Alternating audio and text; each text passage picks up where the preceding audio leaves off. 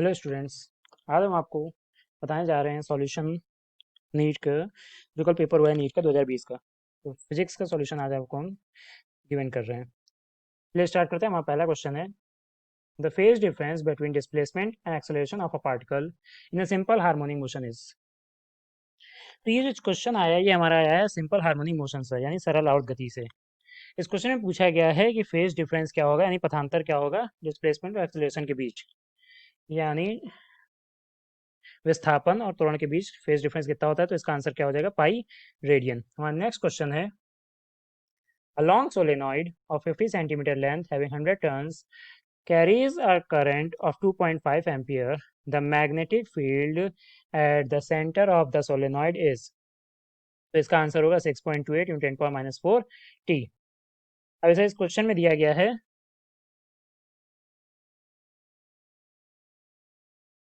यहाँ पे क्वेश्चन में दिया फॉर्मूला होता है b equal to mu naught equal to 4 pi. b equal to होता है formula mu naught N pi, और म्यू नॉट की वैल्यू कितनी होती है हमारी 4 pi into 10 power 4 pi into 10 की पावर -7, और एन की वैल्यू क्वेश्चन में दी हुई है 100 टर्न्स, आई की वैल्यू क्वेश्चन में दी हुई है 2.5।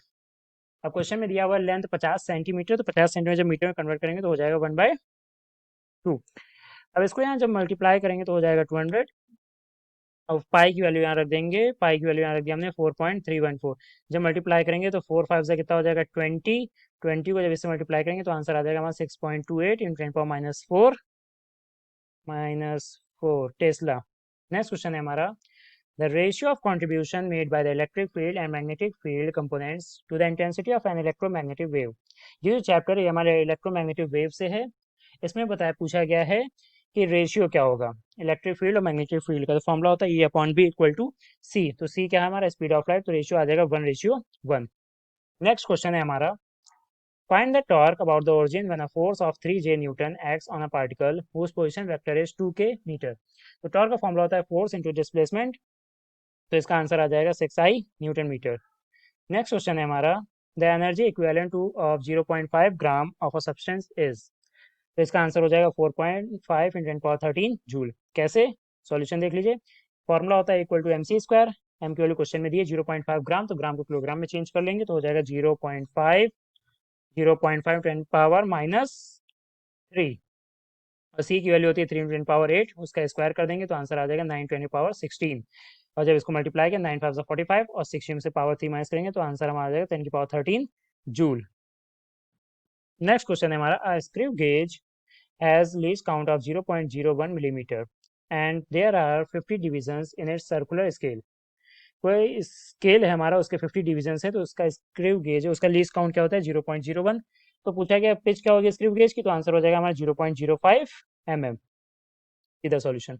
नेक्स्ट क्वेश्चन है हमारा, cylinder contains hydrogen gas at pressure of 249 kPa and temperature 27 degree centigrade. तो यहाँ जो टेम्परेचर दिया हुआ सेल्सियस में दिया, इसको केल्विन में कन्वर्ट कर लेंगे। और यहाँ प्रेशर दिया है 249 के, तो के का मतलब होता है 1000, तो हो जाएगा 249 × 10⁻3 और आर की वैल्यू क्वेश्चन में गिवन है 8.3।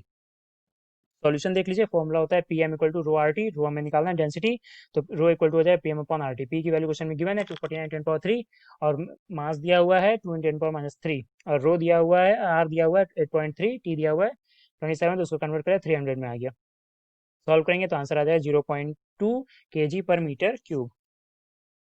नेक्स्ट क्वेश्चन हमारा, व्हेन अ यूरेनियम आइसोटोप, जो यूरेनियम है उसका आइसोटोप है यूरेनियम 92 235।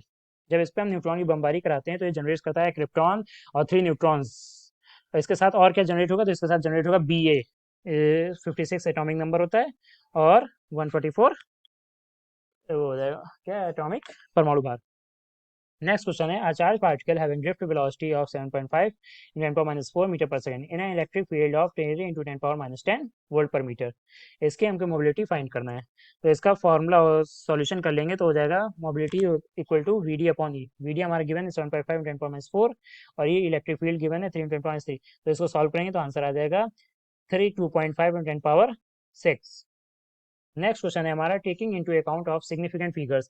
सिग्निफिकेंट्स क्या होते हैं? राउंड ऑफ फिगर्स जो होते हैं, जिसको हम लोग राउंड ऑफ कर लेते हैं। जैसे क्वेश्चन में गिवन है 9.9 अब इसको हमको माइनस करना है 0.009 है, तो पहले सब्ट्रैक्ट कर लेंगे। ये 4 डिजिट है, इसको हमको 2 डिजिट में डेसिमल का 2 डिजिट नंबर चाहिए, तो इसको क्या कर लेंगे? राउंड ऑफ कर लेंगे, उसी को बोलते हैं सिग्निफिकेंट फिगर। तो इसका आंसर हो जाएगा 9.98 मीटर। नेक्स्ट क्वेश्चन है हमारा a series LCR circuit is connected to an AC voltage source. एक एलसीआर सर्किट वो कनेक्टेड है एसी वोल्टेज से। व्हेन एल इज रिमूव, जब एल इससे रिमूव कर देंगे फ्रॉम द सर्किट से, तो the phase difference between current and voltage, जब एल को रिमूव कर देंगे तो करंट और वोल्टेज फेज डिफरेंस क्या हो जाएगा? π/3। इफ इंस्टेड रिमूव कर देते हैं तो फेज डिफरेंस क्या हो जाएगा? अगेन π/3 रहेगा करंट और वोल्टेज बीच। तो पावर फैक्टर पूछा है, जब सबके बीच फेज वोल्टेज सेम आ रहा है, फेज डिफरेंस सेम आ रहा है वोल्टेज और करंट के बीच, तो इसका पावर फैक्टर क्या हो जाएगा? 1। नेक्स्ट क्वेश्चन है हमारा a capillary tube of radius R is immersed in water and water rises in it to a height h। तो हाइट हमारा कितनी गिवन है? h। The mass of the water in the capillary tube, mass कितना given है? 5 gram. And the capillary tube of radius 2r is immersed in water, the mass of water that will rise in his tube. अब एक capillary tube इसकी height h है और दूसरे जो capillary tube है उसकी रेडियस कितनी दे दी? 2r।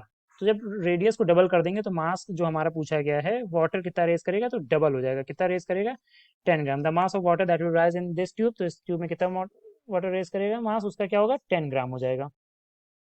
नेक्स्ट क्वेश्चन है हमारा in Young's double slit experiment if the separation between coherent sources is half and the distance of the screen from the coherent sources is doubled. जब यहाँ पे हम coherent sources को क्या कर रहे हैं? डबल कर रहे हैं, और यहाँ पे कोहेरेंट सोर्सेज को हाफ कर रहे हैं, तो ये क्या मतलब हो जाएगा? ये मतलब हो जाएगा 1/2। और यहाँ ऊपर दिया हुआ है 2, ये अपॉन में दिया है 1/2 तो ये जो 2 है ये इससे क्या हो जाएगा? मल्टीप्लाई हो जाएगा, तो 2 2 से कितना हो जाएगा? 4। तो यहाँ पे आंसर क्या आ जाएगा? 4 टाइम्स। नेक्स्ट क्वेश्चन है हमारा for the logic circuit shown the truth table is. अब यहाँ पे जो ए है बना है, ए पे अगर हम यहाँ सपोज करिए 0 इनपुट कर रहे हैं तो हमारा यहाँ पे रिजल्ट क्या मिलेगा? 1। क्यों? क्योंकि ये नॉट गेट लगा है। अगर यहाँ बी पे मान लीजिए हम 0 इनपुट कर रहे हैं तो हमारा आउटपुट क्या मिलेगा? यहाँ पे 1। तो यहाँ हमारा दोनों इनपुट क्या हो रहा है? 1 और 1। और ये किसका सिंबल बना हुआ? और गेट का। और गेट का क्या होता है? ए प्लस बी। तो यहाँ पे जब 1+1 करेंगे लेकिन उसका आंसर रिजल्ट 1 आएगा, लेकिन जब इसका ये दिया है नॉट गेट तो इसका यहाँ पे यानी जो आंसर हमारा आएगा वो पलट जाएगा, तो आंसर इसका क्या हो जाएगा? 0। तो इसी तरह इसकी ट्रुथ टेबल बनेगी। इसका आंसर 4 सही है, D option. The colour code of resistance is given below. अब इस क्वेश्चन में एक रेजिस्टेंस दिया हुआ, इसका कलर कोड फाइंड करना है। इससे रिलेटेड वीडियो हम पहले भी डाल चुके हैं। अगर आपको कलर कोड की नहीं समझ में आया तो हमारा डिस्क्रिप्शन में इस वीडियो का लिंक आपको दिया होगा, वहाँ से जाके आप लिंक देख लीजिए। अगर डिस्क्रिप्शन आपको लिंक नहीं मिल रहा है तो हमने इसके पहले फिजिक्स की एक वीडियो डाली थी इलेक्ट्रिक फील्ड से रिलेटेड या इलेक्ट्रिक से रिलेटेड, चार्ज से रिलेटेड, उसमें इसके बारे में डिस्क्रिप्शन पूरा दिया हुआ है। उसके चार्ट दिया हुआ है, हर सब कलर का कलर कोड भी हमने एक्सप्लेन किया है, वहाँ पे जाके इस क्वेश्चन को अच्छे से समझ सकते हैं। तो इसका आंसर क्या हो जाएगा? 470 ओम। और गोल्ड की वैल्यू क्या होती है? ±5%। तो इसका आंसर हो जाएगा 470 ओम, 5%। नेक्स्ट क्वेश्चन है हमारा the capacitance of a parallel plate capacitor with air as medium is 6 microfarad. With the introduction of a dielectric medium, the capacitance becomes 30 microfarad. The permittivity of the medium is, permittivity आपको याद होनी चाहिए, 8.85 10⁻12। अब इस question का answer क्या हो जाएगा? 0.44 × 10⁻10 coulomb square per newton metre square. Parallel plate capacitor का पूरा डेरिवेशन है, आपको पता होगा। C इक्वल टू होता है epsilon not a upon epsilon not A D upon, इस तरह कुछ फॉर्मूला होता है, देख लीजिए। इसका आंसर होगा 0.44। नेक्स्ट क्वेश्चन में बॉल इज थ्रोन वर्टिकली। यहाँ पे प्रक्षेप गति का फॉर्मूला लगेगा। प्रक्षेप गति क्या होता है? जब हम क्या करते हैं, ये भिन्न किसी ऊर्ध्वाधर दिशा भिन्न किसी दिशा में अगर बॉल को फेंका जाता है तो जो गति कहलाती है, जो पथ ट्रेवल करता है उसको हम बोलते हैं प्रक्षेप पथ, और जो गति ट्रेवल करती है उसको बोलते हैं प्रक्षेप गति। ये क्वेश्चन उसी सॉल्व होगा। A ball is thrown vertically downward with a velocity of 20 metre per second from the top of a tower.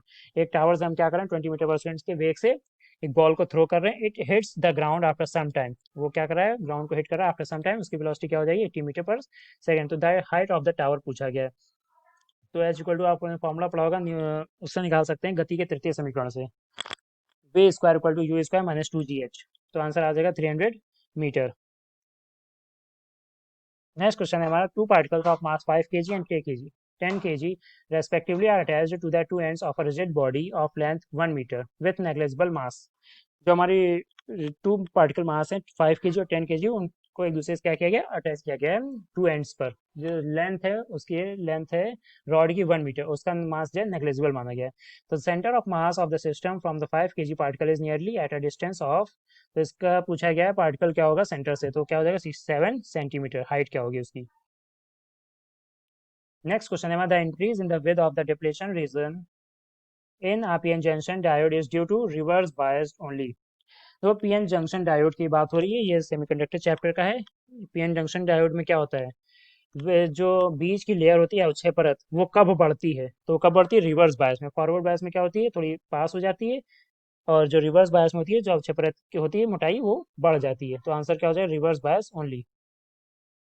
A resistance wire connected in the left gap of a meter bridge balance a 10 ohm resistance in the right gap at a point which divides the bridge wire in the ratio। यहाँ पे metre bridge की बात हो रही है, विभव मापी का जो एप्लीकेशन है मीटर ब्रिज, मीटर सेतु, उससे रिलेटेड ये क्वेश्चन है, उस चैप्टर से रिलेटेड है। आप उसकी एप्लीकेशंस विभव मापी के पढ़ सकते हैं। यहाँ पे क्वेश्चन में दिया हुआ 10 ओम रेजिस्टेंस है, और किसका, लेफ्ट गैप जो साइड है उसका जो रेजिस्टेंस है वो 10 ओम है, और रेशियो दिया हुआ 3:2, यानी लेंथ एक तरफ 3 एक तरफ 2 है, और एक वायर की लेंथ जो है 1.5 मीटर दी हुई है। तो the length of 1 ohm resistance, तो जो 1 ओम रेजिस्टेंस है उसकी वायर की लेंथ क्या होगी, तो हो जाएगा 1 × 10⁻⁻1 मीटर। क्वेश्चन है next, light with an average flux of 20 वाट पर centimetre square falls on a non reflecting surface. तो लाइट का एवरेज है, वो फ्लक्स है, वो फॉल हो रही है नॉन रिफ्लेक्टिंग सरफेस पे। सरफेस एरिया दिया 20 सेंटीमीटर स्क्वायर। तो the energy received by the surface during time span of 1 minute is, तो हो जाएगा 24 × 10⁻³ जूल। इसका आंसर राइट आंसर क्या हो जाएगा, सेकंड, 24 × 10⁻³ जूल। नेक्स्ट क्वेश्चन है, आप 40 microfarad capacitor is connected to a 200 volt 50 hertz AC supply. The RMS value of the current in the current circuit is. RMS value of current क्या होता है, RMS value of voltage क्या होता है, इन सब का ब्रीफ डिस्क्रिप्शन आपको जब आप चैप्टर पढ़ेंगे तब आपको दिया जाएगा। नोट जब आपको नोट्स प्रोवाइड किया जाएगा, इन सब के डेरिवेशंस हैं वो आपको एकदम अच्छे से सॉल्व कराया जाएगा। अभी यहाँ पे बस आप आंसर समझ लिए, इसका आंसर क्या होगा, 2.5 एम्पियर। नेक्स्ट क्वेश्चन पूछा गया है, डायमेंशन ऑफ स्ट्रेस। स्ट्रेस की डायमेंशन क्या होती है, तो प्रतिबल का डायमेंशन क्या होता है, प्रतिबल होता है बल बटे क्षेत्रफल। तो इसका डायमेंशन क्या हो जाएगा, M=M(L-1)T-2। नेक्स्ट हमारा क्वेश्चन है, द ब्रूस्टर लॉ। ब्रूस्टर क्या लॉ क्या होता है, I = tan θ, और tan θ की वैल्यू कितनी होती है, 0 से, इसका करेक्ट आंसर होगा 45 डिग्री से 90 डिग्री के बीच में, क्योंकि I = होता है tan θ और θ = होता है 60 डिग्री। नेक्स्ट क्वेश्चन है हमारा, in a guitar two strings A and B made of same materials are slightly out of tune and produce beats of frequency 6 hertz when tension in B slightly decreased. देखिए, एक guitar है, उसमें दो strings हैं ए और B. जब एक की ट्यून बीट्स फ्रीक्वेंसी दी हुई 6 हर्ट्ज, और दूसरे की टेंशन जो है वो स्लाइटली डिक्रीज हो रही है, तो जो फ्रीक्वेंसी है वो इंक्रीज हो जाएगी। जब टेंशन डिक्रीज करेंगे तो फ्रीक्वेंसी इंक्रीज हो जाएगी, और दूसरे की फ्रीक्वेंसी यहाँ पे क्वेश्चन में गिवन है 530 हर्ट्ज। तो the original frequency of B will be, तो ओरिजिनल फ्रीक्वेंसी क्या हो जाएगी, 524 हर्ट्ज। तो इसका राइट आंसर क्या हो जाएगा, 524 हर्ट्ज। नेक्स्ट क्वेश्चन है, the solids which have the negative temperature coefficient of resistance R semiconductors only. जो सॉलिड्स होते हैं जिनका नेगेटिव टेम्परेचर होता है, कोएफिशिएंट होता है रेजिस्टेंस का, तो उसका आंसर क्या हो जाएगा, सेमीकंडक्टर्स ओनली। अभी नेक्स्ट क्वेश्चन दिया हुआ है, which of the following graph represents the variation of resistivity. तो इसका सेकंड आंसर जो है वो एकदम करेक्ट है। रेजिस्टिव टेम्परेचर का जो ग्राफ होता है वो स्लाइटली इंक्रीज करता है। आज के लिए बस इतना ही, थैंक यू क्लास।